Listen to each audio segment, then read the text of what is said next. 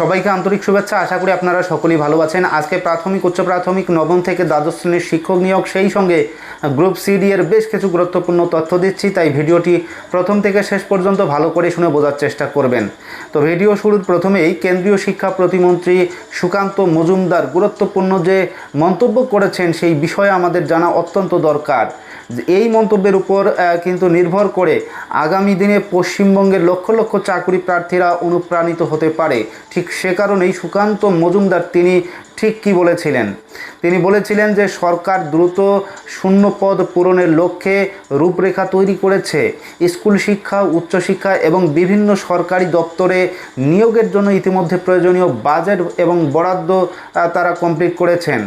এবার সমস্ত আইন এবং নিয়ম মেনে স্বচ্ছ এবং নিরপেক্ষ পদ্ধতিতে নিয়োগ প্রক্রিয়া সম্পূর্ণ করা হবে বলে তিনি জানিয়েছেন। তিনি আরও বলেছেন যে ভবিষ্যতে প্রতি বছর নিয়মিতভাবে সরকারি বিভিন্ন শূন্য পদে যে পরীক্ষা, সেই পরীক্ষাগুলো হবে। নিয়োগ প্রক্রিয়ায় যদি কোনো ব্যক্তি চাকরির নামে অর্থ দাবি করে, তাহলে চাকরি প্রার্থীদের সরাসরি সরকারের কাছে যদি অভিযোগ জানায়, তাহলে তারা কড়া পদক্ষেপ নেবে।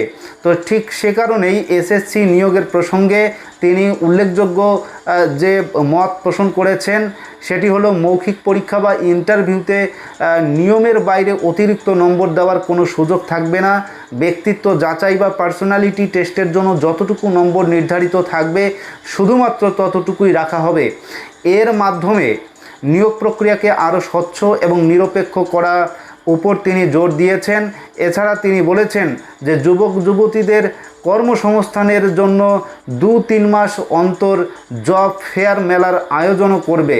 সুতরাং এই যে তার মন্তব্য, এই মন্তব্য কিন্তু অত্যন্ত তাৎপর্যপূর্ণ এবং গুরুত্বপূর্ণ। তাই আগামী দিনে শিক্ষক নিয়োগ প্রক্রিয়া থেকে শুরু করে যে সমস্ত অশিক্ষক কর্মী বা অন্যান্য চাকুরির যে বিষয়গুলো রয়েছে সেগুলো খুব স্বচ্ছ হবে, এমনটাই কিন্তু তিনি বলেছেন। আর অবশ্যই আমরা সেই বিষয়ের পাশাপাশি সবথেকে গুরুত্বপূর্ণ প্রাথমিক শিক্ষক নিয়োগ, তারপর আপার প্রাইমারি, নবম থেকে দ্বাদশ শ্রেণী এবং গ্রুপ সিডি এর বিষয় সম্পর্কে জানার চেষ্টা করব। আপনারা নিশ্চয়ই জানেন যে প্রাইমারির শিক্ষক নিয়োগের ক্ষেত্রেও কিন্তু ইতিমধ্যে বহু দুর্নীতির অভিযোগে বহু মামলা মহামান্য কলকাতা হাইকোর্টে রয়েছে। তার মধ্যে আগামীকাল সবথেকে গুরুত্বপূর্ণ একটি মামলার হিয়ারিং হতে চলেছে। আপনারা জানেন যে 2014 সালের একটা মামলা ওএমআর, সেই মামলাটি কিন্তু আগামীকাল 14 নম্বর কোর্টে উঠতে চলছে। এই মামলার মূল বিষয়বস্তু হলো যে সমস্ত চাকরি প্রার্থী ইতিমধ্যে মহামান্য কলকাতা হাইকোর্টের দ্বারস্থ হয়েছিলেন, সেই সমস্ত চাকরি প্রার্থী 2014 সালের টেট পাস করেননি, কিন্তু তারা আরটিআই করে বা তথ্য জানার যে অধিকার, সেই আইনের মাধ্যমে তারা জানতে পারেন যে তারা পাস করেছেন। তো ঠিক সে কারণেই তারা বঞ্চিত হয়েছেন, সেই জন্যই মহামান্য কলকাতা হাইকোর্টের দ্বারস্থ হয়েছেন। আর সেই চাকরি প্রার্থীদের এখন দাবি মহামান্য কলকাতা হাইকোর্টের কাছে, যেহেতু তারা তৎকালীন সময়ে টেট পাস করেছেন, তাই তাদেরকে চাকরি দেওয়া হোক। ঠিক সে কারণেই কিন্তু আগামীকাল সবথেকে গুরুত্বপূর্ণ যে মামলা, তার হিয়ারিং হতে চলছে কোর্ট নম্বর 14-তে, যেখানে বিচারপতি থাকবেন বিভাস পট্টনায়েক। তো এই মামলার মূল বিষয় সম্পর্কে আপনারা হয়তো আরও জানেন যে আরও অন্যান্য বেশ কিছু বিষয় কিন্তু এই মামলার সঙ্গে ইনক্লুডেড রয়েছে। তো যাই হোক, সেই বিষয় সম্পর্কে আমরা অবশ্যই সেই দিকে নজর রাখবো। আরেকটি গুরুত্বপূর্ণ বিষয়, প্রাইমারির শিক্ষক নিয়োগের ক্ষেত্রে 2022 সালে যে সমস্ত চাকরি প্রার্থীর ইতিমধ্যে ইন্টারভিউ কমপ্লিট হয়েছে এবং যে সমস্ত চাকরি প্রার্থীর এখনও পর্যন্ত ইন্টারভিউ কমপ্লিট হয়নি, তো এই 2022 সালের নিয়োগ প্রক্রিয়া আদতে কোন পথে চলবে, এ নিয়ে কিন্তু বড় প্রশ্ন চিহ্ন। কেননা নতুন সরকার এই মুহূর্তে নতুন নিয়োগের দিকে ধাবিত হচ্ছে, অর্থাৎ 50,000 যে শূন্যপদ রয়েছে, সেই শূন্যপদ লক্ষ্য পূরণের জন্যই কিন্তু এই মুহূর্তে সরকার বিভিন্ন ধরনের ব্যবস্থা নিচ্ছে। তো 2022 সালের যে সমস্ত চাকরি প্রার্থী ইতিমধ্যে ইন্টারভিউ দিয়েছেন এবং এখনও পর্যন্ত যারা ইন্টারভিউ দেননি, আশা করব আপনাদের অবশ্যই নিয়োগ হবে। 2022 সালের চাকরি প্রার্থীরা আপনারা নিশ্চিত থাকুন যে আপনাদের আশা করি আগামী দিনে কোনো নোটিফিকেশন আসতে চলছে, অর্থাৎ নিয়োগ সংক্রান্ত বেশ কিছু আরও তথ্য পরিষ্কারভাবে ফুটে উঠবে। তো অপেক্ষা করুন, আপনাদের কিন্তু অবশ্যই কাউন্সেলিং পর্ব সম্পন্ন হবে। তবে এই মুহূর্তে সরকার রয়েছে নতুন নিয়োগের পথে, তো আমরা অবশ্যই সেই দিকে নজর রাখব। আর সেই সঙ্গে প্রাইমারির নতুন নোটিফিকেশন আসতে চলছে এবং এই নতুন নোটিফিকেশনে কমপক্ষে 20,000 শূন্য পদ হতে চলছে। তাই যে সমস্ত চাকরি প্রার্থী এই প্রাইমারির চাকরি দেবেন বলে ভাবছেন, তো আপনারা পড়াশোনা করুন। জুলাইয়ের শেষ এবং আগস্টের প্রথমেই কিন্তু আপনাদের হয়তো কোনো নোটিফিকেশন আসতে পারে। তো অবশ্যই আমরা সেই দিকে নজর রাখব। এদিকে প্রাথমিক এবং উচ্চ প্রাথমিকের যে মোট শূন্যপদ যতটুকু জানা গেছে প্রায় 40,000 থেকে 45,000 হতে পারে সম্ভাব্য। তাই প্রাথমিকের যদি শিক্ষক নিয়োগের শূন্যপদ 20,000 হয়, তাহলে আমরা 25,000 ধরে নিচ্ছি আপার প্রাইমারির। তাই এই মুহূর্তে আপার প্রাইমারির শিক্ষক নিয়োগের ক্ষেত্রে বেশ কিছু কিন্তু তথ্য ফুটে উঠে এসেছে। আপনারা নিশ্চয়ই জানেন যে মহামান্য কলকাতা হাইকোর্টের নির্দেশ ছিল যে 1452 যে চাকুরি প্রার্থী, 14,052 জন চাকুরি প্রার্থীদের মধ্যে অনেকেই কাউন্সেলিং পর্ব করেছিলেন এবং অনেক চাকুরি প্রার্থী তারা কিন্তু শেষের দিকে কাউন্সেলিং করতে পারেননি। সংখ্যাটা 1241 জনের মতো। আর তার থেকে মহামান্য কলকাতা হাইকোর্ট 1177 জন চাকুরি প্রার্থীকে কাউন্সেলিংয়ের নির্দেশ দিয়েছেন, কিন্তু সেই কাউন্সেলিং এখনও পর্যন্ত হচ্ছে না। ঠিক কী কারণে হচ্ছে না আমরা ইতিমধ্যে যেটা জেনেছিলাম এবং আপনাদেরকেও জানিয়েছিলাম যে সম্ভবত যে সরকারের যে বিভিন্ন কর্মকর্তা তাদের এখনও পর্যন্ত নিয়োগ সম্পন্ন হয়নি বা তাদের দায়িত্ব এখনও পর্যন্ত পুরোপুরি দেওয়া হয়নি। ঠিক সে কারণেই কিন্তু এই 1177 জন চাকুরি প্রার্থীদের যে কাউন্সেলিং পর্ব সেটা বাকি রয়েছে। তো আর অল্প কয়েকটা দিন পরেই এর স্পষ্টতা জানতে পারা যাবে। আর ইতিমধ্যে কিন্তু সময় ঘনিয়ে আসছে, অর্থাৎ সময় শেষের দিকে।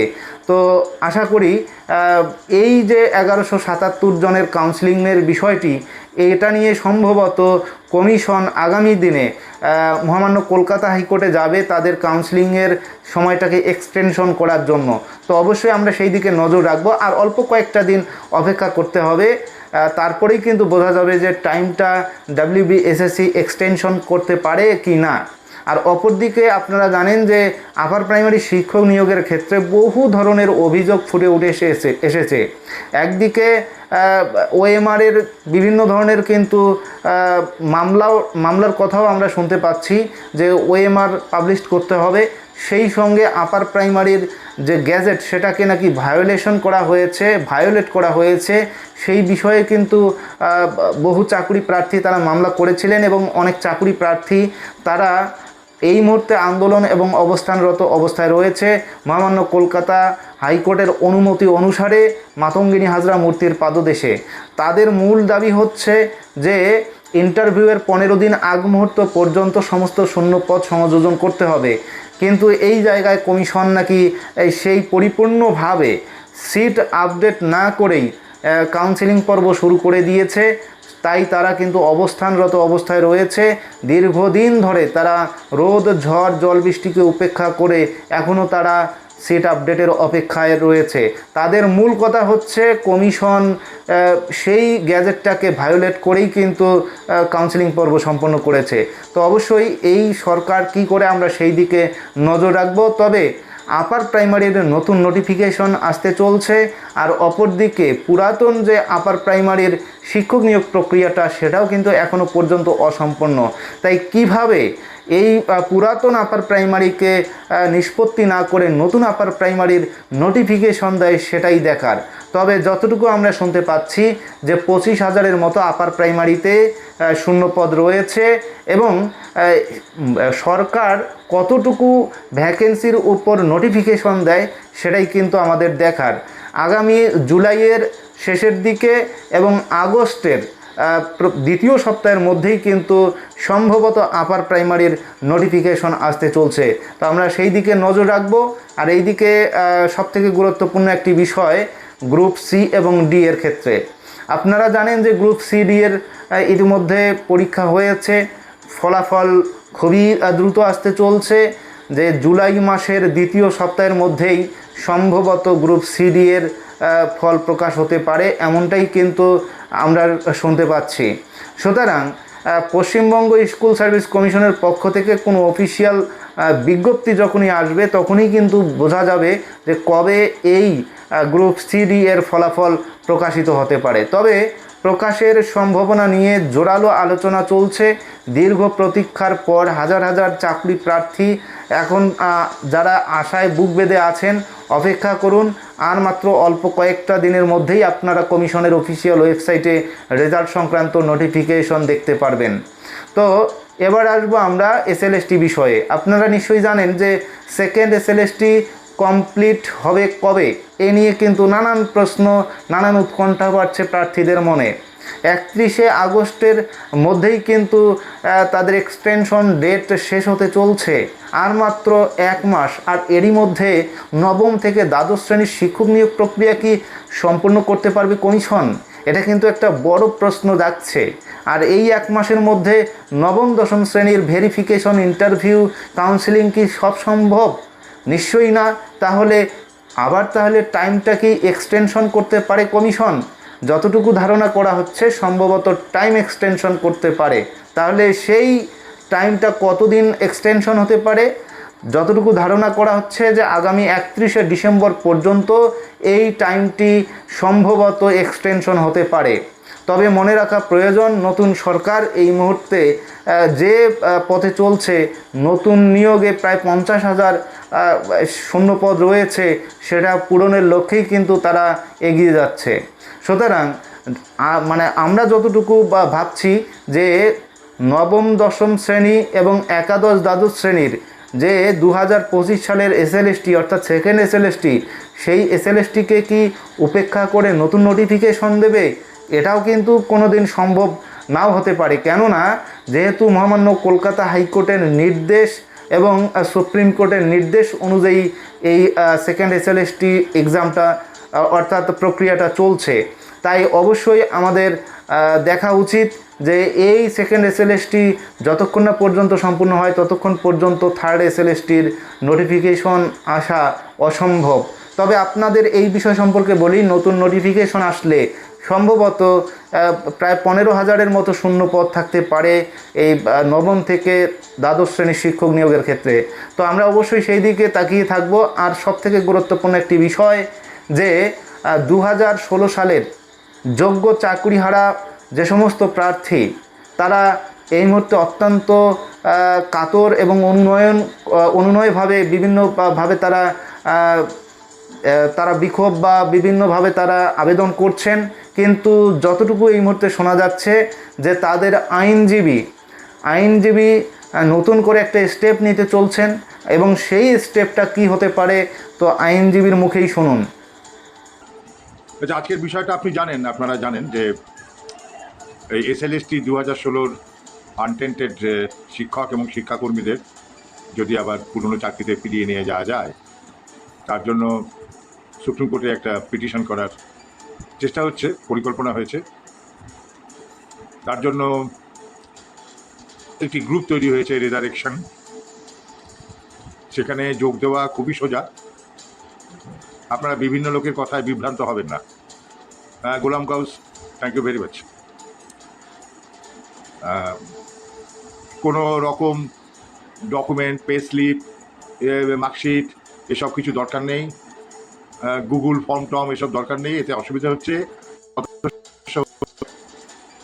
সেই ফর্ম, অ্যাপ্লিকেশন ফর্ম পাঠিয়ে দেবে, সেটা আপনি ফিল আপ করে শুধু দুটো আধার কার্ডের 2 পিটের ছবি দেবেন, ব্যাস, তারই হবে। ডকুমেন্ট কেন প্রয়োজন নেই সেগুলো আপনাদের আমি বলে দিই। এগুলো আপনাদের দরকার হয়েছিল যখন আপনারা পিটিশনার হয়েছিলেন।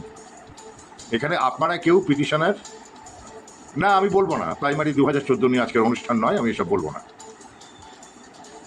আপনি আমাকে বিয়ের অনুষ্ঠানে শ্রাদ্ধের মন্ত্র পড়বার জন্য অনুরোধ করবেন না, আমি পারবো না।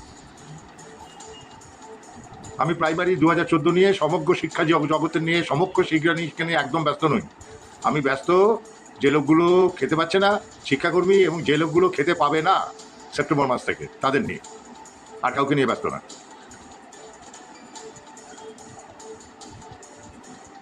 আপনারা এই পিটিশনে কেউ পিটিশনার হচ্ছেন না, কোনো শিক্ষক না, কোনো শিক্ষাকর্মী না। কারণটা হচ্ছে এটা একটা পাবলিক ইন্টারেস্ট লিটিগেশন, জনস্বার্থ মামলা। এখানে কারো স্বার্থ জড়িত থাকলে সে মামলা করা যায় না। সে মামলাটা করা যাবে না। দ্বিতীয়ত, আপনারা অনেকেই বিভিন্ন রিভিউ করেছেন, বিভিন্ন ক্রিয়েটিভ করেছেন, সেখানে নানা রকম বক্তব্য লিখেছেন, না জেনেই লিখেছেন, সই করে দিয়েছেন। অতএব সেগুলো কিন্তু আমাদের মামলায় ক্ষতি করবে। এবং আপনারা যদি code of civil procedure section 11টা পড়েন, দেখবেন যে ওখানে রেস জুডিকাটা বলে একটা কথা আছে। রেস জুডিকাটা, ল্যাটিন ভাষায় রেস মানে বিষয়বস্তু। তো ওখানে কনস্ট্রাকটিভ রেস জুডিকাটা দেওয়া আছে, the point which should have been raised in an earlier petition was not raised, cannot be raised in a subsequent petition. যে কথা আপনি রিভিউতে এবং কিউরেটিভে বলেননি, সেটা এখানে আর বলতে পারেন না। আপনারা কেউ পিটিশনার হচ্ছেন না, পরিষ্কার শুনে রাখুন। পিটিশনার হবেন একজন নাগরিক যার সঙ্গে কোনো চাকরিচ্যুত শিক্ষকের সম্পর্ক নেই, যার বাড়ির কারুর চাকরি যায়নি, যার কোনো ব্যক্তিগত স্বার্থ নেই। তিনি সুপ্রিম কোর্টকে বলছেন যে তুমি একটি অসাংবিধানিক রায় দিয়ে বসে আছো, যেটা তোমার রেকর্ড থেকে তুমি যদি না মোছো তাহলে তোমার কলঙ্ক হবে। ইট ইস এ ট্রাভেস্টি অফ জাস্টিস হবে, তুমি এটাকে রিহায়ারিং করে কারেকশন করো। এরকম বহু রায় হয়েছে, ভুলভাল রায় হয়েছে, এবং সেগুলো কারেকশন সুপ্রিম কোর্ট করেছে। এখন যেটা আপনারা বলেন যে কেস করছি, আপনারা কিন্তু আসলে হাইকোর্ট এবং সুপ্রিম কোর্টে কোনো কেস করেন না। যদি আপনাদের পিটিশনটা আপনারা দেখেন, দেখবেন কেস কথাটা কোথাও লেখা নেই, লেখা আছে হয় অ্যাপ্লিকেশন অথবা পিটিশন। তাহলে আপনারা কি করতে যান? আমরা নাগরিকরা কি করতে হাইকোর্টে সুপ্রিম কোর্টে যাই? আমরা যেটার জন্য যাই সেটা হচ্ছে জুডিশিয়াল রিভিউ। জুডিশিয়াল রিভিউ মানে লেজিসলেচার এবং এক্সিকিউটিভ ঠিক মতো সংবিধান সম্মতভাবে কাজ করছে কিনা সেটা দেখার জন্য বাজ পাখির মতন উপরে আকাশে বিচার ব্যবস্থা উড়ে বেড়াচ্ছে। সে কোনো অন্যায় হলে নিচে নেমে এসে ছো মারবে। এবার জুডিশিয়াল রিভিউ কীরকম হয়? যখন কোনো ভুল আইন পাস হয় লেজিসলেচারে, সেটা যখন কোর্টে চ্যালেঞ্জ হয়, তখন judicial review of legislative order. এবার কোনো এক্সিকিউটিভ অর্ডারকে যখন চ্যালেঞ্জ করি আমরা, তখন হয় judicial review of executive order. কিন্তু যখন সিঙ্গেল বেঞ্চের রায়কে আমরা ডিভিশনে চ্যালেঞ্জ করি, তখন বলা হয় judicial review of judicial order. আমরা এই 3 নম্বরটায় যাচ্ছি, judicial review of judicial order. এবং এই জুডিশিয়াল রিভিউ সংবিধানে কোথাও লেখা নেই, কিন্তু সুপ্রিম কোর্ট বিভিন্ন জাজমেন্টে বলে দিয়েছে it's an integral part of our constitution, অবিচ্ছেদ্য অংশ। এবং 42তম সংবিধান সংশোধনে শ্রীমতী ইন্দিরা গান্ধী একটা আইন করেছিলেন যে কেউ কোর্টে যেতে পারবে না। সেটা মিনার্ভা মিলস কেসে খারিজ হয়ে গিয়েছিল। মিনার্ভা মিল কেসেই প্রথম সুপ্রিম কোর্ট বলে দেয় যে judicial review is an integral part of constitution, ওটাকে আটকানো যায় না। মানুষের কোর্টে যার অধিকার আছে। এবং আর্টিকেল 32-তে সুপ্রিম কোর্টে সরাসরি রিট পিটিশন করা যায়, যেটা আমরা করতে চলেছি। এখন এই বিষয়ে আপনাদের কিছু কথা বলি। যেটা বললাম যে গ্রুপটি তৈরি হয়েছে রেজারেকশন, এখন বোধহয় 3 নম্বর চলছে, কারণ 1 নম্বর 2 নম্বর ভর্তি শেষ হয়ে গেছে, মানে আর নেওয়া যাবে না। 3 নম্বর শুরু হয়েছে, এখন অবধি বোধহয় 2500 মতন সদস্য হয়েছেন। আরও বেশি দরকার হবে যাতে আপনাদের উপরে টাকার চাপটা কম পড়ে। এখন যারা আপনারা সদস্য হতে চাইছেন, আমার প্রিন্ট পোস্টে দেখুন সমস্ত অ্যাডমিনের নাম এবং ফোন নাম্বার আছে। যে কোনো একজনকে অনুরোধ করুন, তিনি আপনাকে অ্যাপ্লিকেশন ফরম্যাট পাঠিয়ে দেবেন। আর কারুর কথায় কিছু করবেন না। আমার এখানে হোয়াটসঅ্যাপে প্রচুর আসছে, হাবি জাবি সমস্ত আসছে, এত দরকার নেই, এত জটিলতা কেন করছেন? কোনো টেন্টেড টিচার কি টেন্টেড শিক্ষাকর্মী যদি মিথ্যা কথা বলে সদস্য হন, সেটা তার দায়িত্ব। কারণ ফর্মের প্রথম লাইনেই লেখা আছে I am an untainted teacher or non teaching staff, তার মানে তিনি মিথ্যে তথ্য দিচ্ছেন। এবার তিনি মিথ্যা কথা বলে যদি সদস্য হন এবং মামলার চাঁদা দেন, সেটা তার দায়িত্ব হবে, আমাদের কোনো দায়িত্ব নয়। তিনি মিথ্যা কথা বলেছেন কেন? এবং জাজমেন্ট যদি হয়, যদি আমরা সাকসেসফুল হই, তাহলে এই টেন্টেড কারোর চাকরি তো ফিরছে না, তার মেম্বার হয়ে লাভটা কি এখানে মিছিমিছি? আর একটা কথা এই প্রসঙ্গে বলে রাখি, আপনাদের যে নেতারা আছেন এখনও আপনাদের জন্য লড়াই করছেন বিভিন্ন স্তরে, চিন্ময় মণ্ডল করছেন, সুমন বিশ্বাস করছেন, এদেরকে বেকার গালাগাল দেবেন। এরা এদের মতন করছে। এক একজনের ক্ষমতা, বোঝার ক্ষমতা, শরীরের ক্ষমতা তো অনেক রকম থাকে, এবং আপনারা সিচুয়েশনটা বুঝবার চেষ্টা করুন। চিন্ময় কিংবা মেহবুব মণ্ডল কিংবা সুমন বিশ্বাস কেউই কিন্তু আইনজীবী নয়, তারা কিন্তু আইন নিয়ে কখনো ঘাটেনি। তারা একটা মধ্যবিত্ত ঘরের ছেলে, শিক্ষকতা করছিল। আচমকা মাথার উপর বাজ পড়লো, চাকরিগুলো চলে গেল, তখন মাথায় ঘায়ে কুকুর পাগল, তারা কোথায় যাবে? তারা পাগলের মতন উকিলদের কাছে ছুটেছে, আপনারা চাঁদা দিয়েছেন। তারা তো আপনাদের জন্য লড়াই করতে নেমেছিল, কোনো ব্যক্তি স্বার্থে নামেনি।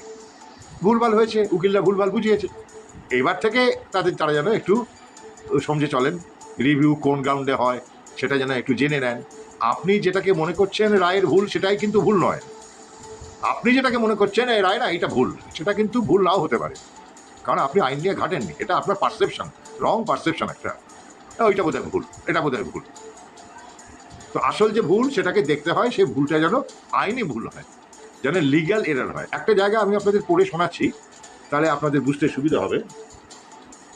এই যে দেখছেন এই বইটা, এটা হচ্ছে সুপ্রিম কোর্ট রুলস। সংবিধানে সুপ্রিম কোর্টকে ক্ষমতা দেওয়া আছে সে কিভাবে চালাবে কোর্টটাকে, তার রুলসটা সে নিজেই তৈরি করবে। এর পার্ট 8-এ অর্ডার 20-তে রিভিউ দেওয়া আছে, যে সুপ্রিম কোর্ট রিভিউ করতে পারবে নিজের অর্ডার। এটা আর্টিকেল 137-এও দেওয়া আছে। এখানে পরিষ্কার বলে দিয়েছে supreme court, review is not a rehearing and its scope is very narrow. ভীষণ ছোট রিভিউ, মানে 100টার মধ্যে 99টা ডিসমিস হয়। কিন্তু দেখলেন না, এই টেটের যে রিভিউ, ওখানে খুব বড় বড় লয়ার দাঁড়ালেন, বিকাশবাবু দাঁড়ালেন, সুব্রমণিয়াম দাঁড়ালেন, তাতেও কিন্তু রিভিউ ডিসমিস হয়েছে। এবার কি বলছে পড়ে নিন। Error contemplated must be such which is apparent on the face of record, মানে জাজমেন্টের উপরেই জল করবে, apparent on the face of record, and not an error which is to be fished out and searched, মানে মাছ ধরার মতন জলের মধ্যে খুঁজে খুঁজটাকে বের করতে হবে না। It must be an error of inadvertence, মানে অনবধানতা বশত জজ ভুল করে ফেলেছে, এই ধরনের এরর। এবং রিভিউ ফেল করলে লাস্ট রেজাল্ট হচ্ছে কিউরেটিভ। এই কিউরেটিভ আগে ছিল না।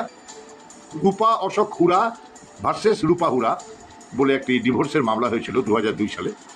সেখানে সুপ্রিম কোর্ট একটা আইনের ভুল করেছিল, আইনের ভুল করে ভদ্রমহিলাকে কম্পেনসেশন দেয়নি, তো ওনার রিভিউ ডিসমিস হয়েছিল। তখন উনি আর্টিকেল 32-তে এই এসএলপির অর্ডারটাকে চ্যালেঞ্জ করেন, কারণ ডিভোর্স অ্যাক্টে একটা অ্যামেন্ডমেন্ট হয়েছিল, জজেরা সেটা খেয়াল করেননি, লিগ্যাল মিস্টেক হয়ে গিয়েছিল। তো সেটা ওরা রিকনসিডার করেন এবং ওই জাজমেন্টেই কিন্তু কিউরেটিভ পিটিশনের জন্ম। ওখানেই সুপ্রিম কোর্ট বলে দেয় যে একটা কিউরেটিভ পিটিশন বলে একটা জিনিস আমরা তৈরি করছি। 2003 থেকে শুরু হয়েছে, এটা আগে ছিল না, রুলসেও ছিল। নতুন যদি বই আপনারা কেনেন, এটা আমারটা খুব পুরনো বই, 1966-এর বই, আপনারা যে সুপ্রিম কোর্ট রুলস 2003 কেনেন ওখানে পেয়ে যাবেন। কিন্তু কিউরেটিভের প্রবলেমটা হলো, রিভিউতে যে গ্রাউন্ড নেওয়া হয়নি কিউরেটিভে, সেটা কিন্তু আর নেওয়া যায় না। মানে কেউ যদি দাবি করেন যে নতুন যে ওএমআর বেরিয়েছে সেগুলো নিয়ে শুভেন্দু অধিকারী কেন কিউরেটিভ করছে না, তাহলে তিনি ঠিক করছেন না দাবিটা, কারণ তিনি কিউরেটিভ বোঝেন না, আইন বোঝেন না। রাজ্য সরকার রিভিউতে যে গ্রাউন্ড নিয়েছে সেই গ্রাউন্ডেই কিউরেটিভ করতে হবে, বাড়তি কিছু দেওয়া যায় না। এবং কিউরেটিভে রিভিউয়ের গ্রাউন্ডের বাইরে অন্য গ্রাউন্ড নেই। এইটা একটা সুপ্রিম কোর্টের সিনিয়র অ্যাডভোকেটের সার্টিফিকেট লাগে কিউরেটিভ করতে গেলে, এটাও ওই ভদ্রলোক জানেন না যিনি এগুলো বলছেন। দেখ, রাজ্য সরকার কী করবে না করবে আমার দরকার নেই, তবে সামান্য যারা আইন পড়েছেন সবাই জানেন যে কোনো অর্ডার কমপ্লাই করলে, মেনে নিলে, তার বিরুদ্ধে রিভিউ কিউরেটিভ কিছুই হয় না। রাজ্য সরকার তো অর্ডারটা মেনে নিয়েছে, কমপ্লাই করে এসএলএসটি 2025 করেছে, অতএব এখন আর কিউরেটিভ রিভিউ কী করে হবে। এইটা হলো একটা কথা। দ্বিতীয় কথা, আমি কোনো রকম ধাপ্পা দিতে চাই না। এই মামলাতে কিন্তু আপনাদের আগস্টের পরের মাইনের কোনো প্রেয়ার থাকবে না, থাকা সম্ভব না। এই মাইনেতে কিন্তু শিক্ষাকর্মীরা মাইনে পাক, এরকম কোনো প্রেয়ার থাকবে না। শিক্ষাকর্মীরা মিথ্যা স্বপ্নে ভুগবেন না। এই মামলাটা শুধুমাত্র জাজমেন্টটাকে রেকটিফাই করার জন্য, রেকটিফাই করে যাদের বিনা কারণে চাকরি চলে গিয়েছে তাদের চাকরিটা ফেরত আনার জন্য, কারণ ওই প্রেয়ারগুলো দেয়া যাবে না। এই যে আমি বললাম একটু আগে, এটা আইনের ভাষায় বলে অ্যাপ্রোভেট অ্যান্ড রিপ্রোভেট। অ্যাপ্রোভেট অ্যান্ড রিপ্রোভেট মানে যেটা থেকে তুমি চ্যালেঞ্জ করছো সেটা থেকে আর সুবিধা নিতে পারো না, আবার যেটা থেকে সুবিধা নিচ্ছ সেটাকে আর চ্যালেঞ্জ করতে পারো না। এবার 3রা এপ্রিলের মূল যে রায়টা, সেখান থেকে তো সুবিধে নিয়েছেন আপনারা, সেখান থেকে তো আপনাদের চাকরি বাড়িয়ে দিয়েছে, গভর্নমেন্ট এমএ করেছে, আপনাদের চাকরি বেড়েছে। প্রথমে 31 ডিসেম্বর, তারপর 31 আগস্ট অবধি মাইনে পাচ্ছেন, পরীক্ষা হচ্ছে, ইত্যাদি ইত্যাদি সব হচ্ছে। অতএব এইখানে আমরা চ্যালেঞ্জ করছি এই রায়টাকে অসাংবিধানিক এবং মৌলিক অধিকারের ভঙ্গকারী হিসেবে। সেখানে আমরা এই রায় থেকে আবার নতুন কিছু চাইতে পারবো না। যে রায়কে আমরা চ্যালেঞ্জ করছি সেখান থেকে আবার কিছু ভিক্ষা চাওয়া যায় না, এটা হয় না, হলে পিটিশনটা ছুঁড়ে ফেলে দেবে। অতএব শিক্ষাকর্মীদের একটু অপেক্ষা করতে হবে, সবাইকে অপেক্ষা করতে হবে।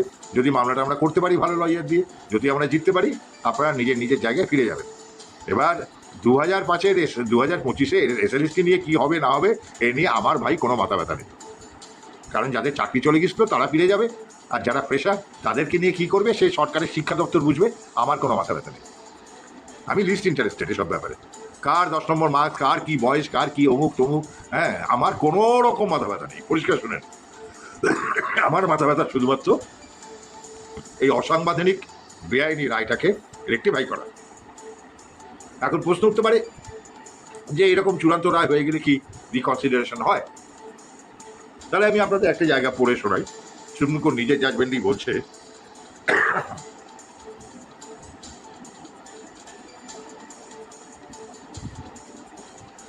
no decision enjoys absolute immunity from judicial review. কোনো সিদ্ধান্ত জুডিশিয়াল রিভিউয়ের বাইরে নয়, অনন্তকালের জন্য বেঁচে থাকবে না। or reconsideration on a fresh outlook of the constitutional or legal interpretation and in the light of the development of innovative ideas, principles and perception grown along with the passage of time. This power squarely and directly falls within the fabric of judicial review or reconsideration. জাজমেন্টের সাইটেশনটা আমি বলছি না, কারণ তাহলে এইটাকেই খাপচা মেরে কেউ একটা net থেকে নিয়ে একটা মামলা করে বসে থাকবে এবং আমার মামলাটা নষ্ট হয়ে যাবে। অর্থাৎ সুপ্রিম কোর্টই বলছে যে অ্যাবসলিউট ইমিউনিটি কোনো কিছু নেই, চরম সত্য বলে কিছু নেই, নিজেই বলছে নিজের জাজমেন্টে, 1994 সালে জাজমেন্ট। এছাড়া এই যে দেখলেন রাইট অফ প্রাইভেসি 9 নম্বরে জাজমেন্ট বললো, নজরে যা 2017, এটাও কিন্তু অন্য জাজমেন্টকে খারিজ করে দিয়ে করেছে, 5 জাজের জাজমেন্টকে। সব থেকে বড় যেটা হয়েছে আমাদের এখানে সেটা হচ্ছে সংবিধানের 16 ধারায় আর্টিকেল 16+4-এ SC/STর রিজার্ভেশনের ক্ষমতাটা দেওয়া রয়েছে। সেইটা নিয়ে মামলা হয়েছিল 1963 সালে, কারণ ওখানে এমপ্লয়মেন্ট শব্দটা ব্যবহৃত হয়েছিল, যে state union government and state government May make some reservation in the matter of employment. এখন প্রশ্নটা উঠেছিল যে এমপ্লয়মেন্ট শব্দটা কি রিক্রুটমেন্টকে বোঝাচ্ছে না প্রমোশনকেও বোঝাচ্ছে। এবার 1963 সালে রঙ্গচারী ভার্সেস সাউথ ইস্টার্ন রেল মামলায় সুপ্রিম কোর্ট একটা ভুল রায় দিল, 3 জাজেস বেঞ্চ বললো আর 16 ধারায় যে এমপ্লয়মেন্ট শব্দটি আছে সেটা প্রমোশনকেও বোঝায়, এবং ওই রায় ভিত্তিতে ভারতবর্ষে সরকারি চাকরিতে প্রমোশনেও রিজার্ভেশন শুরু হয়। 30 বছর চলার পর যখন ইন্দ্রসাহানি মামলা হলো 9 জাজেস বেঞ্চ, তারা 16 নভেম্বর 1992-তে ডিক্লেয়ার করলো রঙ্গচারী জাজমেন্ট ওয়াজ রং জাজমেন্ট। 16 ধারাতে পদোন্নতির অ্যাপ্লিকেশন করা যায় না। অতএব সুপ্রিম কোর্ট নিজেই বলছে এরকম প্রচুর জাজমেন্ট আছে, আমার নিজেরও মামলা আছে, আপনার RS সান্তুলে ভার্সেস RS নায়ক মামলা হয়েছিল, নানা রকম আছে, ওটা কোনো ব্যাপার না। কিন্তু আপনাকে ঠিকমতো কোর্টকে বোঝাতে হবে যে কী কারণে রিহিয়ারিং তুমি চাইছো, অসাংবিধানিক কোন জায়গাটা এবং মৌলিক অধিকার খর্ব করছে কোন জায়গাটা।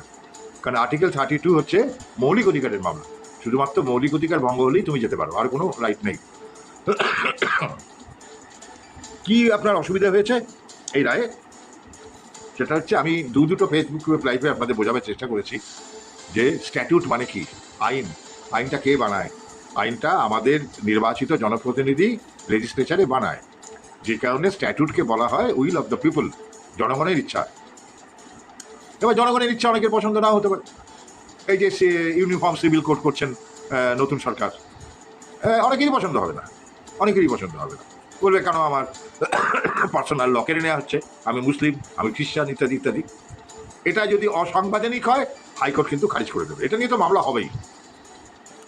অসাংবিধানিক না হলে যদি লেজিসলেচারের ক্ষমতার মধ্যে হয়ে থাকে তাহলে ঠিকই আছে একটা। কিন্তু আসল ব্যাপারটা হলো স্ট্যাটুট মানে জনগণের ইচ্ছা। এখন ভারতবর্ষের সর্বোচ্চ স্ট্যাটুট কি? ভারতবর্ষের সর্বোচ্চ জনগণের ইচ্ছা হলো আমাদের সংবিধান।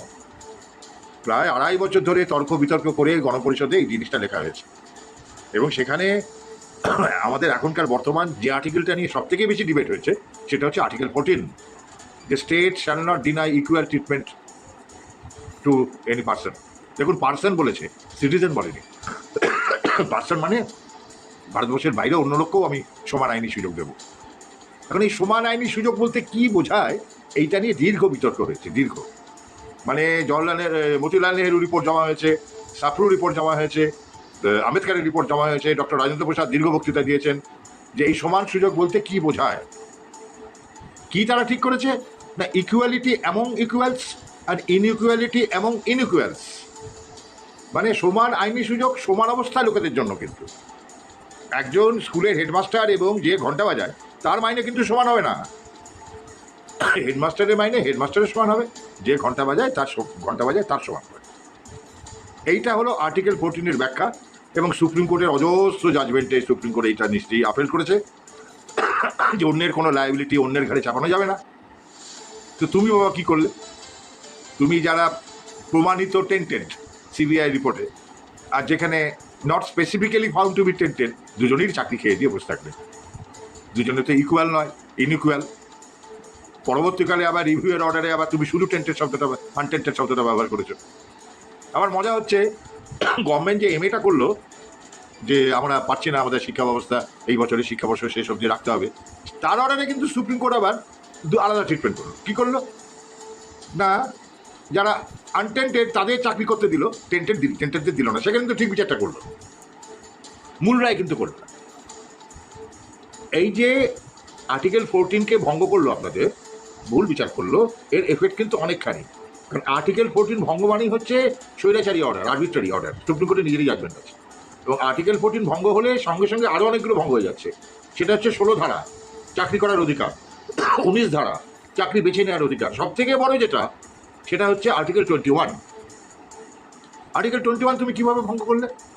এই যে প্রাইভেসি জাজমেন্টের কথা ওখানে বললাম, জাস্টিস চন্দ্রচূড় যেটা প্রিসাইড করেছিলেন 9 জাজেস বেঞ্চ, যেখান থেকে আপনার ওই যে সমলিঙ্গে একসঙ্গে থাকার যেটা অর্ডার হয়েছিল, সেখানে সুপ্রিম কোর্ট বলে দিচ্ছে আর্টিকেল 21 বলছে রাইট টু লাইফ। লাইফ মানে কিন্তু শুধু দুমুটো খেয়ে বেঁচে থাকা নয়, জীবনের মানে অনেক বড়। Life means meaningful existence. Meaningful হতে হবে। একটা লোককে 8x8 ঘরের মধ্যে আটকে রেখে দুবেলা দুটো রুটি দিলেই কিন্তু জীবন হয় না। আপনারা তো সেন্ট জোয়ানের গল্প জানেন। সেন্ট জোয়ানকে যখন চার্জ বলল যে তুমি যদি স্বীকার করে নাও যে তোমাকে ভগবান এসে যুদ্ধ করতে বলেনি, তুমি মিথ্যা কথা বলেছো, তাহলে তোমাকে আমরা পুড়িয়ে মারবো না। সেন্ট জোয়ান কিন্তু প্রথমে রাজি হয়েছিলেন।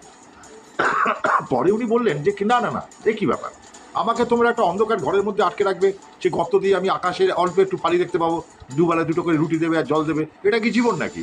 আমি পাখির গান শুনতে পাবো না, আমি নীল আকাশ দেখতে পাবো না, আমি বৃষ্টির জলে ভিজতে পারবো না, এটা কি জীবন? দেখুন, সে সেন্ট জোয়ান 18th সেঞ্চুরি, সেইখান থেকে রাইট টু লাইফ এসছে।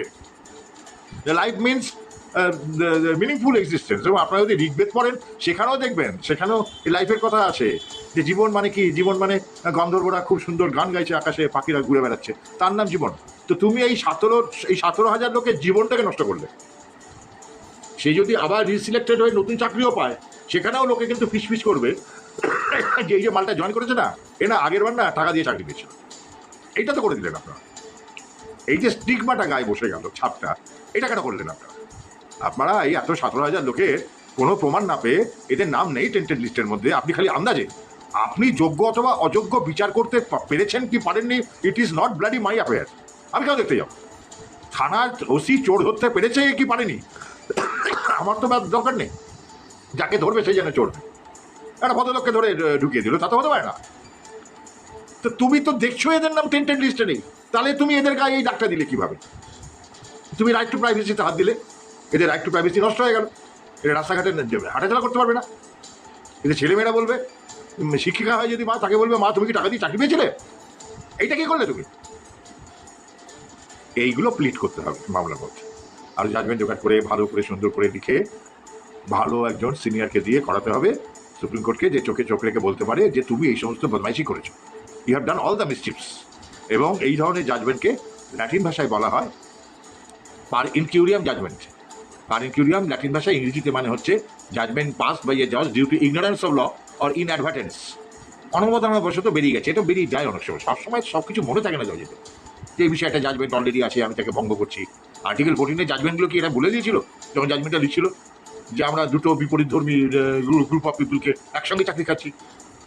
তাহলে কি করতো? সুমন্ত জানে, আমি জানি না। অনেকদিন ধরে তো টিভিতে চললো, দুটো শব্দ চললো, যোগ্য অযোগ্য, যোগ্য অযোগ্য, বাঁচতে পারেনি, যোগ্য অযোগ্য, প্রচুর শুনেছি যোগ্য অযোগ্য। হ্যাঁ, সমস্ত লিপস্টিক দেওয়া মহিলারা টিভিতে খবর পড়ছে যোগ্য অযোগ্য। আরে যোগ্য অযোগ্য বাঁচতে পারেনি তো আমার বাবার কি? আমার বাবার কি? It is a failure of your state limbs. তোমাদের অনেক হাত পা আছে, অনেক এজেন্সি আছে, করো গিয়ে তদন্ত। তুমি যোগ্য অযোগ্য বাঁচতে পারোনি বলে how you can deprive me for my valuable rights of article 14, 16, 19 and 21? How could you? How could you? এটা তুমি পারো না, এটা তুমি পারো না, এটা বলতে হবে। তারপর নিল না নিল আমাদের কপাল, চেষ্টা তো করতে হবে, একটা চেষ্টা করতে হবে। যে কারণে নিজেদের মধ্যে ঝগড়াঝাটিটা কমান, নেতাদের গালাগাল করবেন না। তারা আপনাদের জন্য অনেক করেছে, অনেক দৌড়েছে এবং এখনও করছে। এখনও তো আমাকেও প্রচুর সাহায্য করছে, যারা আপনাদের নেতারা ছিলেন প্রত্যেকে সাহায্য করছে। এখন আপনারা দেখুন কত লোক বেশি জোগাড় করতে পারেন, কারণ এই টাকার চাপটা আমি আপনাদের দিতে চাইছি। বিশেষ করে গ্রুপ সি গ্রুপ ডি যারা আছেন এখানে, আমাদের 2,500-এর মধ্যে প্রায় 500 গ্রুপ সি গ্রুপ ডি আছেন। তাদের কাছ থেকে তো 1 পয়সা নেওয়া যাবে না, তারা তো খেতে পাচ্ছে না। তাদের কাছ থেকে আমরা কী করে চাঁদা নেবেন বলুন? তার মানে পাচ্ছে না। এইবার একটা কথা পরিষ্কার শুনে রাখুন, আপনাদের মাইনে বাড়াবার এক্সটেনশন গভর্নমেন্ট কিন্তু পিটিশন করবে, কারণ গভর্নমেন্টের লোক নেই, তার SLST 2025 শেষ করতে পারবে না, সে মেশিনারি নেই। কিন্তু বাকি যেটা অনেকে আশা করছেন যে চিফ মিনিস্টার যখন বিরোধী দলনেতা ছিলেন, তিনি যে প্রতিশ্রুতিগুলো দিয়েছিলেন সেগুলো করবেন কিনা এ বিষয়ে আমি ঠিক বলতে পারবো না। আমি অন্ধকারে একেবারেই বলতে পারবো না। আমি যতটুকু বুঝছি সেটা হচ্ছে যে শুভেন্দু অধিকারী বাঘের পিঠে চেপে বসেছেন এই আপনাদের ব্যাপারে, 2016-র ব্যাপারে। উনি এই যে প্রতিশ্রুতিগুলো দিয়েছেন এগুলো ওনার গলায় এখন ফাঁস হয়ে আটকে গেছে, ফাঁস হয়ে আটকে গেছে। পুরো ফেসবুকে ঘুরছে, সোশ্যাল মিডিয়ায় ঘুরছে ঘুরছে ঘুরছে। যদিও আমি ঘোড়াগুলো পছন্দ করছি না, আমি একজনকে বলেও ছিলাম, তিনি রেগে গেলেন যে আপনি কেন এগুলো করছেন, এতে চিফ মিনিস্টার অপমানিত হচ্ছেন, এত কিছু হচ্ছেন না, উনি আপনাদের এগেস্টে চলে যাবেন।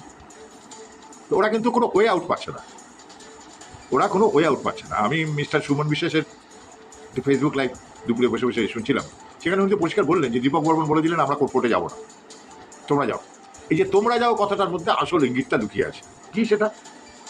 সেটা হচ্ছে আমরা যদি এখন রিট পিটিশন করে দিই, সরকারের গলা থেকে কিন্তু ফাঁসটা খুলে যাবে, সরকার কিন্তু বেল আউট হয়ে যাবে যে এই মামলা করে দিয়েছে ওরা, সাবজুডাইজ ম্যাটার, এই জন্য আমরা কিছু করতে পারছি না। সেই সুযোগ কিন্তু আমি দেবো না, আমি অত বোকা নই। এমনিতেও টাইম লাগবে টাকা পয়সা তুলে সিনিয়র ঠিক করতে, ড্রাফটিং করে 5-6 দিল্লি যাতায়াত করতে হবে, করতে হবে ঠান্ডা মাথায়। আর এই সুযোগটা আমি দেবো না। ধরতাকটা মার পেড়ে জুম করে একটা মামলা করে দিলাম, আর সেটা সরকারের সুবিধা হয়ে গেল, বললো আমরা তো করছিলাম, আমাদের সাথে রেডি ছিল, আমরা ছাত্রদেরকে ফিরিয়ে আনতাম, মামলা করছিলাম, এই যে মামলাটা করে দিল ওরা শিক্ষকরা, এর সুবিধা আমি দেবো। এই জন্য আপনাদের একটু অপেক্ষা করতে হবে, একটু দেখুন, মাঝদের অন্তত দেখুন সরকার কিছু করে কিনা। যখন এই আপনাদের এই মন থেকে আশাটা পুরো চলে যাবে যে সরকার কিছু করবে না, তখন করুন মামলা। এখন আপাতত যেটা আমাদের কর্তব্য সেটা হচ্ছে একটা ভালো সিনিয়র আইনজীবী খুঁজে বের করা, যে আমাদের ড্যাপটা পড়বেন, ড্যাপ রেডি হয়ে গেছে, ড্যাপটা পড়বেন, পড়ে কনফারেন্স করবেন, করে রাজি হবেন এই কথাগুলো বলতে। কারণ এটা এই কথাগুলো এই ধরনের মামলাতে ওনারা খুব একটা করেন না, এই কথাগুলো কেউ বলে না, সাহসী পায় না। সে কারণে আমি আপনাদের বলবো আপনারা 100টা টাকার একটা ঝুঁকি নিন, 100 টাকার মাত্র, তার বেশি নেবেন না। কারণ এই 2,500-এর মধ্যে 500-কে বাদ দিন সি এবং ডি গ্রুপ, 2,000-এ যদি এখন 2 লাখ টাকা জমান, তাহলে কিন্তু দিল্লি যাতায়াত, এই যে সিনিয়রদের একদিন বসলে 10,000 টাকা নেবে, এই যে খরচা, এগুলো কিন্তু মেকআপ করা যাবে। এবার সিনিয়রটা আমরা কি পেলাম, কে করবে, তার কত ফি, তার উপরে কিন্তু নির্ভর করবে আপনার পরবর্তী মূল চাঁদাটা। সেখান থেকে 100 টাকা কেটে নেবেন, সেই চাঁদা থেকে পুরোটা দেবেন না, সেটাও খুব বেশি হবে না আমার হিসেবে, 400 থেকে 500-এর মধ্যে হবে, তার বেশি না। এবং কোনো ক্যাশ টাকা কাউকে দেবেন না। কেউ যদি আপনার বাড়িতে কলিং বেল টিপে বলে শিশির ব্যানার্জি আপনার কাছে 1,000 টাকা চেয়েছে, দেবেন না। কিন্তু 3 জন লোক অলরেডি ঠিক হয়ে গেছে, অ্যাকাউন্ট খুলবে, অ্যাকাউন্ট খুলে account number, QR code, resurrection group 1, group 2, group 3, আবার গ্রুপ 4ও হতে চলেছে, যেখানে সব জায়গায় দিয়ে দেবে। আপনাদের বলে দেওয়া হবে কাকে কাকে আপনারা টাকা পাঠানোর স্ক্রিনশটটা পাঠাবেন। সবাইকে পাঠাবেন না, তাহলে একটা হজপজ তৈরি হবে। অ্যাডমিনের মধ্যে 2-3 জন মাত্রকে পাঠাবেন, সবাইকে পাঠালে এদিক ওদিক হয়ে যাবে। 25 জন অ্যাডমিন কাকে পাঠালেন, কোথায় চলে গেল, কারণ ওইগুলোকে আমাদের আলাদা একটা হোয়াটসঅ্যাপ গ্রুপে রিসিপ্ট ডোনেশন বলে একটা জড়ো করতে হবে, আমাদের রিসিপ্টটা রাখতে হবে। না আপনারা যদি বিচ্ছিন্নভাবে দিতে শুরু করেন তাহলে কী করে হবে জিনিসটা।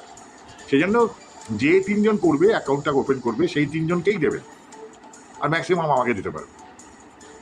এইটা আপনাদের অ্যাকাউন্ট নাম্বারটা দেবে ওরা 2-3 দিনের মধ্যেই। দিলে আপনারা 100 টাকা দিয়ে সাহায্য করুন জাস্ট কাজটা শুরু করার জন্য, যে দিল্লিতে যাওয়া, তারপর এই সিনিয়রদের এখানে কলকাতাতেই আমরা জয়ন্ত মিত্রের সঙ্গে কথা বলার চেষ্টা করছি, যে ওনাকে যদি এখান থেকে নিয়ে গিয়ে দিল্লিতে করানো যায়। জয়ন্ত মিত্র সাহসী ব্যারিস্টার, ওনার কিছু আসে যায় না, উনি বলে দেবেন। চেষ্টা করছি। আমজাদ আলীর সঙ্গে আমি কথা বলেছি, দেখি ওনার কত টাকা নেন। আমজাদ আলী এমনিতে হাইকোর্টে দাঁড়ালে 25,000 টাকা নেন পার ডে। আমার রিকোয়েস্টটা হয়তো একটু কম নেবেন সুপ্রিম কোর্টে। সেই হিসেবটা আমরা senior junior advocate on record দিয়ে তাকেও তো দিতে হবে। ধরুন এই যে ডিএর মামলাতে রাইফ রহিম দাঁড়িয়েছে, সে 1 লাখ টাকা করে নিয়েছে, কিছুই করেনি। অ্যাডভোকেট কিছুই করে না তো, তুলবি বয়, সে 1 লাখ টাকা করে নিয়ে নিয়েছে মনে বৌদের কাছ থেকে। এইটা হলো মোটামুটি পরিকল্পনা। গ্রুপের যারা শুনছেন ফেসবুক লাইভ রেজারেকশন গ্রুপের, তাদের যদি কোনো ইয়ে থাকে, কোনো সাজেশন থাকে, গ্রুপে দেবেন, লিখবেন, আমি ওখানে উত্তর দেবো। এখানে দেবেন না, এখানে পাবলিক করবেন না, তাহলে ভয়াবহ বিতর্ক তৈরি হয়ে যাবে, এই হবে সে হবে, অমুক তমুক হ্যান ত্যান। যেগুলো পরিষ্কার আমি আপনাদের বলবা সেটা বলে দিলাম। কিভাবে কি গ্রাউন্ডের উপর মামলাটা হচ্ছে সেটাও বলে দিলাম। সেটা হচ্ছে আর্টিকেল 14-এর ভায়োলেশন, কারণ ইনইকুয়াল দুটো অসম দুটি শ্রেণীকে সমানভাবে ব্যবহার করা হয়েছে চাকরি খেয়ে নিয়ে। এটা ইলিগাল, এটা আনকনস্টিটিউশনাল, এটা আমাদের গণপরিষদ অ্যালাউ করেনি, গণপরিষদ করতে বলেনি। কারণ জনগণের কথাতে, জনগণ হলো সর্বোচ্চ স্ট্যাটিউট। সে আর্টিকেল 124-এ বলেছে there shall be a supreme court in India, তবেই তো সুপ্রিম কোর্টে জন্ম হয়েছে, তাতে সুপ্রিম কোর্ট থাকতো কোথায়? সেই আর্টিকেল 214 বলছে there shall be a high court in every state, তবেই তো হাইকোর্টের জন্ম। জনগণ ওয়েস্ট বেঙ্গল অ্যাসেম্বলিতে West Bengal education act pass করেছে, তবেই তো আপনারা শিক্ষক। তো আপনারা তো কোথেকে আসতেন? জনগণ ক্যালকাটা পুলিশ অ্যাক্ট পাস করেছে বলেই তো আমি পুলিশ হয়েছিলাম, নয়তো ক্যালকাটা পুলিশ পড়ছে জন্মটাই হতো। অতএব এই যে পিপুলস ম্যান্ডেট যেটা, সেটা হচ্ছে স্ট্যাটিউট। স্ট্যাটিউট মানে will of the people. Supreme court will of the পিপুলকে সম্পূর্ণ অবজ্ঞা করে এই জাজমেন্টটা দিয়েছে, এবং এই জাজমেন্টটাকে সরাতে হবে। এই জাজমেন্টটা সরলে অভিজিৎ গাঙ্গুলি সিঙ্গেল বেঞ্চের জাজমেন্টটা রিভাইভ হয়ে যাবে, কারণ ডিভিশন বেঞ্চ তো খালি হয়ে যাবে। ডিভিশন বেঞ্চে তো একই কাজ করে বসে আছে না, হ্যাঁ, দুটো অসম শ্রেণীকে সমান কাজ করেছে, সমান ব্যবহার করেছে। অভিজিৎ গাঙ্গুলি যা ছিল তাই, ওই 1800 লোকের যারা চাকরি গিয়েছিল যাবে, কিছু করার নেই। তাদের যদি মনে হয় যে আমাকে ফাঁসিয়ে দেওয়া হয়েছে, তারা গিয়ে ক্রিমিনাল বেঞ্চে কেস করবেন, কী করা যাবে? আমাদের তো কিছু করার নেই, আমরা তো তোমাদের ভাষাইনি কিছু, আমি ভাষাইনি অন্তত। এইটা হলো মোটামুটি আমাদের ছক, পরিকল্পনা। মোটামুটি অনেকের সঙ্গে কথা বলে এইটা আমি ঠিক করেছি। একটু ওয়েট করুন, 2-3 দিনের মধ্যে আপনারা এই অ্যাকাউন্টের নম্বরটা আপনারা পেয়ে যাবেন। সব থেকে শেষ করার আগে বলি, আপনাদের এই ব্যাপারটাতে আমার একটা ব্যক্তিগত স্বার্থ আছে। সেই স্বার্থটা আপনাদের আমি বলে দিই আজকে, যে কেন আমি এত লেখাপড়া করছি, এত করছি আপনাদের জন্য। সেটা হচ্ছে, আমি না শিক্ষক পরিবারের ছেলে, জানেন। আমার পিতামহ জলপাইগুড়ির ফণীন্দ্রদেব বিদ্যালয়ের প্রধান শিক্ষক ছিলেন। আমার বাবা সরকারি চাকরিতে আসার আগে রংপুর কলেজে ইংরেজির মাস্টার ছিলেন। জলপাইগুড়ির করলা রায়কতপাড়াতে, করলা নদীর ধারে যে করলা গার্লস স্কুল, সেখানে হেডমিস্ট্রেস ছিলেন আমার পিসি নিজের, মনীষা মুখোপাধ্যায়। তার ছেলে নর্থ বেঙ্গলের চিফ মেডিকেল অফিসার ছিল, সুমন্ত মুখার্জি, আমার ভাই। সে এখন করলা নদীর পাড়ে দেখবেন ট্রাস্ট বলে একটা নার্সিং হোম করেছে। আমার 2 পিসি, 2 মাসি কান্দাপাড়া কলোনিতে বাড়ি, দুজনেই মারা গেছেন, প্রাথমিক শিক্ষিকা ছিলেন। আমি আমার মাইনে ভীষণ কম যখন 1980, এই 80-90 দশকে, তখন বাড়িতে প্রচুর বাচ্চা পড়িয়েছি। এখনও পড়াই, কাজের মাসিদের পয়সাটা জানি না, এমনি আসে পড়াই। তো আর আমার একমাত্র সন্তান কন্যা, সে সাউথ কলকাতার একটা নামকরা কলেজে গত 22 বছর ধরে অধ্যাপিকা। তার কাছ থেকে আমি এখন অনেক কিছু শিখি। আমাদের একই সাবজেক্ট হিস্ট্রি, যে নতুন সেমিস্টার সিস্টেম কী হচ্ছে না হচ্ছে, নতুন নতুন কী আইডিয়া বেরোচ্ছে, ইতিহাসকে এখন নতুনভাবে কীভাবে দেখা হচ্ছে, এগুলো শিখি তার কাছ থেকে। আর আপনাদের দেখলেন আমার হেয়ার স্কুলের কথা মনে পড়ে, আমার অঙ্কের শিক্ষক তুলসীবাবুর কথা মনে পড়ে, এদের কথা মনে পড়ে। আমার শিক্ষাকর্মীদের দেখলে যে হেয়ার স্কুলে যে ঘন্টা বাজাতো রামধনির কথা মনে পড়ে। তারপর আপনার খেলার যে চার্জে থাকতো রামশরণ, সে আমাকে বুট পরিয়ে দিত, হ্যাঁ, কীরমভাবে ফুটবলে বুট পরতে হয় প্রথম শিখিয়েছিল, সিনগার্ড কীভাবে লাগাতে হয় শিখিয়েছিল। তারপর ক্রিকেট, যেদিন ক্রিকেট ম্যাচ থাকতো ব্যাট পরিয়ে দিত, গ্লাভস পরিয়ে দিত। তারপর কানাইদা বলে একজন শিক্ষাকর্মী ছিলেন, তিনি আমাদের টিফিন দিত তো আমাদের ডিপার্টমেন্টে, এই শিক্ষা দপ্তর থেকে। সে টিফিনের বাক্স আমাদের খাওয়াতেন, কোনো ছেলে অসুস্থ হলে তাকে বাড়ি পৌঁছে দিতেন। প্রাইমারিতে দীপান্বিতা ম্যাডাম ছিলেন, উনি রবীন্দ্রসঙ্গীত শেখাতেন। তো এদের কাছ থেকেই আমি জীবনে বড় হয়েছি। সেই জন্য এদের ঋণটা শোধ করা দরকার। আমি আপনাদের মামলা সাহায্য করে সেই ঋণটাকে শোধ করতে যাচ্ছি। শিক্ষকদের কাছে আমি খুবই দিয়ে আমার প্রণাম গ্রহণ করবেন।